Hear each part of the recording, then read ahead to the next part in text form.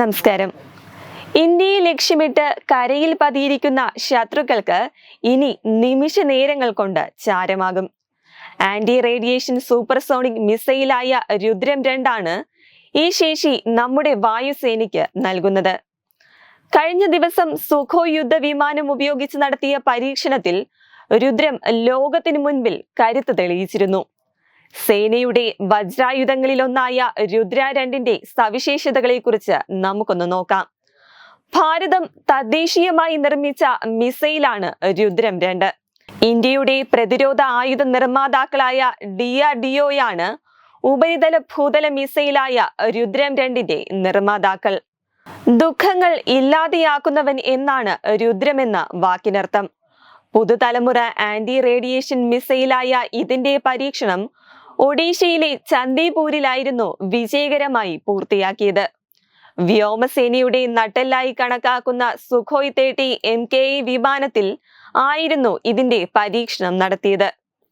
Integrated test റേഞ്ചിൽ നിന്നും പരീക്ഷണത്തിൽ മിസൈൽ കരുത്ത് തെളിയിക്കുകയും ചെയ്തു. എല്ലാ ലക്ഷ്യങ്ങളും നിറവേറ്റാൻ പ്രാപ്തമാണ് രുദ്ര മിസൈലുകൾ എന്നാണ് വ്യോമസേന വ്യക്തമാക്കുന്നത്.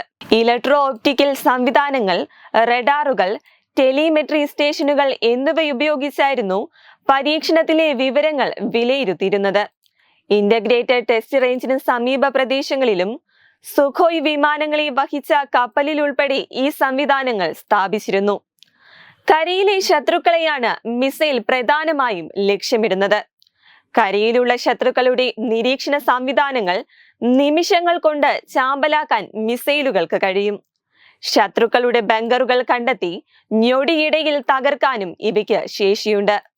മണിക്കൂറിൽ 6791 കിലോമീറ്ററാണ് രുദ്രം-2 മിസൈലിന്റെ പരമാവധി വേഗത. 350 കിലോമീറ്ററാണ് ഇതിന്റെ ദൂരപരിധിയും.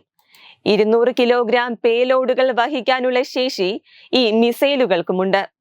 200 കിലോഗ്രാം ആണ് ഇതിന്റെ പോർമുനയുടെ ഭാരം. മിറാഷ് 2000-ൽ നിന്നും രുദ്രം-2 വിക്ഷേപിക്കാനും സാധിക്കും. രാജ്യം തദ്ദേശീയമായി നിർമ്മിച്ച രുദ്രം-1 മിസൈലിന്റെ നവീകരിച്ച പതിപ്പാണ് രുദ്രം-2. റഷ്യയുടെ ആന്റി റേഡിയേഷൻ മിസൈലുകളായ KH-31AS, KH-31PS എന്നീ മിസൈലുകളോട് കിടപിടിക്കുന്നത് തന്നെയാണ് രുദ്രം-2. ഈ 2 മിസൈലുകളും ഇന്ത്യ 2001-ൽ വാങ്ങിയിരുന്നു.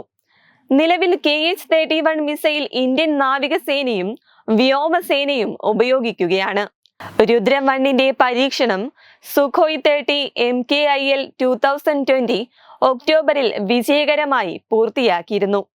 ഇതോടെയാണ് കൂടുതൽ പ്രഹരശേഷിയുള്ള രുദ്രം-2നായുള്ള പ്രവർത്തനങ്ങളിലേക്ക് വ്യോമസേന കടന്നത്.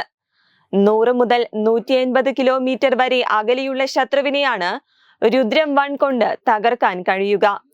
ശബ്ദത്തേക്കാൾ 2 മടങ്ങ് വേഗതയിൽ വിമാനങ്ങൾക്ക് സഞ്ചരിക്കാനാകും. ചെങ്കുത്തായ പ്രദേശങ്ങളിൽ 15 കിലോമീറ്റർ ഉയരത്തിൽ നിന്നും പ്രയോഗിക്കാമെന്നതാണ് രുദ്രം-1ന്റെ സവിശേഷത. എന്തായാലും ഇന്ത്യയെ ലക്ഷ്യമിട്ട് കരയിൽ പതിയിരിക്കുന്ന ശത്രുക്കൾക്ക് ഇനി നിമിഷ നേരങ്ങൾ കൊണ്ട് ഭസ്മമാകുമെന്ന് ഉറപ്പ് തന്നെ. വെബ് ഡെസ്ക് തത്വമൈ ന്യൂസ്.